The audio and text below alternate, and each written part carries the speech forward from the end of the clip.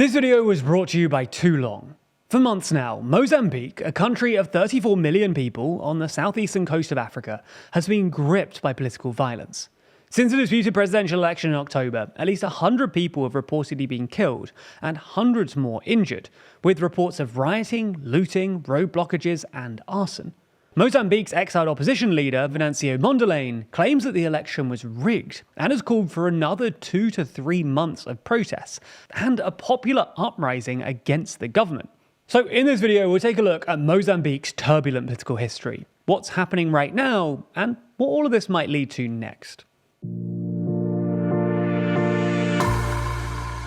Before we start, if you haven't already, please consider subscribing and ringing the bell to stay in the loop and be notified when we release new videos. The first thing to say is that Mozambique's political situation is pretty complicated, with various issues stemming from its rocky transition to independence in 1975, as well as a subsequent civil war from 1977 till 1992, and the ensuing decades of post-war development, which have seen further political instability, election-related violence, and Islamist insurgencies. Mainly though, Mozambique's political chaos has been characterised by an extreme imbalance between the government and the opposition, with one party, the Marxist Frelimo Party, officially the Mozambique Liberation Front, dominating the country's politics, having won every election since 1994. Now, Frelimo dates back to Mozambique's War of Independence, when it was established as the nationalist guerrilla movement to liberate the country from Portuguese colonial rule. In 1974, Portugal decided to transfer control of the soon-to-be independent Mozambique to Frelimo, without elections or a referendum, sparking concern among Western states, due to fears that the Soviet Union, which alongside China had provided Frelimo with military and economic support during the war, would influence Mozambique's post-war politics. Geopolitically, this really concerned the US, especially because Mozambique bordered two anti-communist states, apartheid South Africa and what was then Rhodesia, now Zimbabwe. Anyway, after Mozambique's independence in 1975, Frelimo turned the country into a one-party socialist state. They suppressed dissent, arresting Frelimo opponents and people accused of being Portuguese collaborators, as well as smashing small political parties that sprung up to challenge for power. Meanwhile, Mozambique was also facing an extraordinary socio-economic crisis, because with almost all of its skilled workforce having fled the country, they'd been left with a literacy rate of just 5%. But at the same time, an anti-communist rebel movement called Renamo, the Mozambique National Resistance, backed by Rhodesia and South Africa, was rapidly gaining momentum, and both parties began clashing in what then became the Mozambique Civil War. As well as causing $15 billion of damage to the economy, estimates suggest that around 1 million people died as a result, and 6 million people were displaced across the region.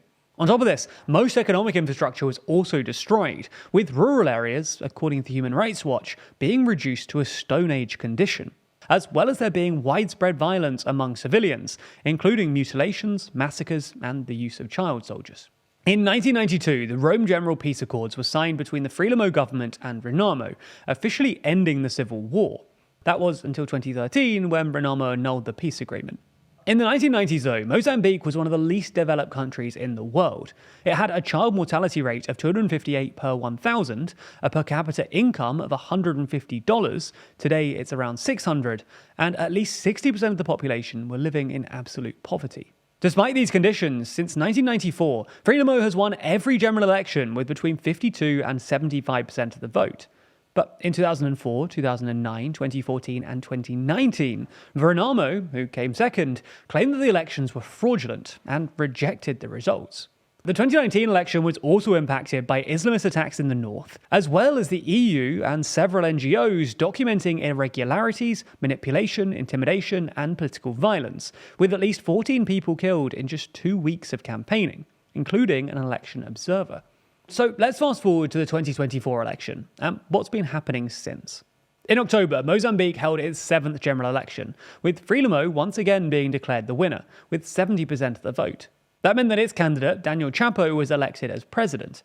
However, this time, a relatively new party, Podemos, or the Optimist Party for the Development of Mozambique, actually came second, with an apparent 20% of the vote, pushing Renamo into third place with less than 6%.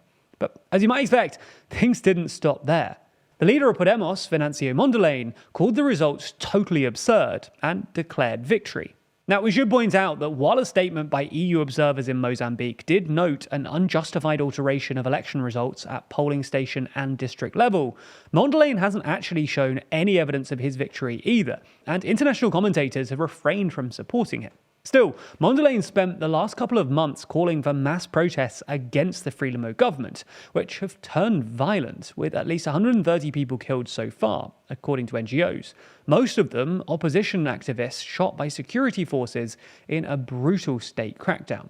Mozambique's economy has also come to a standstill, with borders shut and severe trade disruption.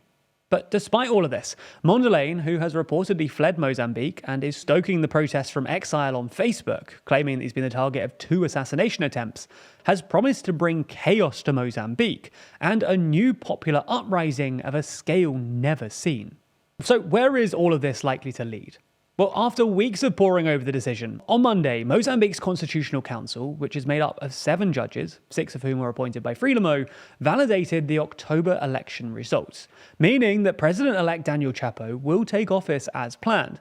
Mozambique's outgoing president, the current leader of Frelimo, has said that he will not declare a state of emergency, and that he will transfer power to Chapo when his term ends on January 15th.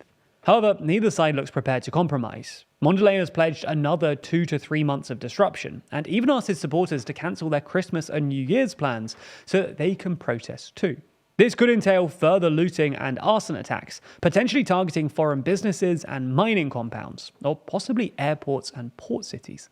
Moreover, in November, Mondlane issued a series of demands to the government requiring they drop charges against him, release demonstrators from prison, and provide details of what he called the electoral truth.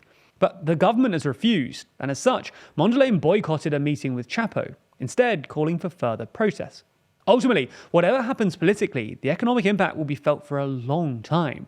Mozambique's security situation is deteriorating, with a rise in jihadist attacks in the country's north, displacing tens of thousands of people. Damaged infrastructure will also be expensive to rebuild and will likely require foreign investment that might just stall given the risk of projects being derailed by violence. It also continues to impact neighbouring countries like South Africa, not just through a direct hit to trade, but also through the increased number of people likely to seek refuge elsewhere in the region due to Mozambique's ongoing instability.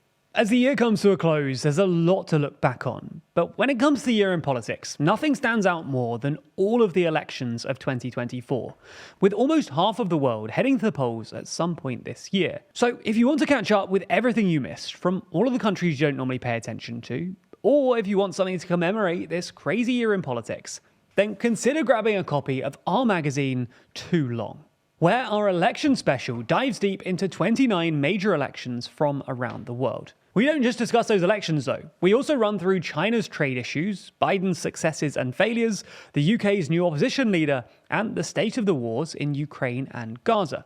Plus, the fact it's a magazine also means that we're not constrained by the time limits or algorithms imposed by YouTube. Unlike fleeting news cycles or algorithmic feeds, Too Long offers thought-provoking analysis and comprehensive coverage that's truly worth holding. Purchasing is also a great way to support the channel, because running TLDR this year has cost just under £800,000. So if you've enjoyed our coverage from 2024, then picking up a copy of Too Long doesn't just get you high-quality reporting, it also allows you to invest in independent journalism, and join us in shaping the future of news. So if you want a copy, then you can order a physical copy from our store right now, and we'll get it to you as fast as we can. Or if you prefer, you can just download a digital copy, which will immediately land in your inbox, which could be useful this time of year. Also, if you want to support us long term, you can subscribe to Too Long and get every copy. And as a thank you, subscribers get 20% off every issue as long as they stay subscribed, which is pretty huge. Regardless of which option you choose, you can buy a copy right now at toolong.news or by clicking the link in the description. Anyway, thanks for your support and thanks for backing Too Long.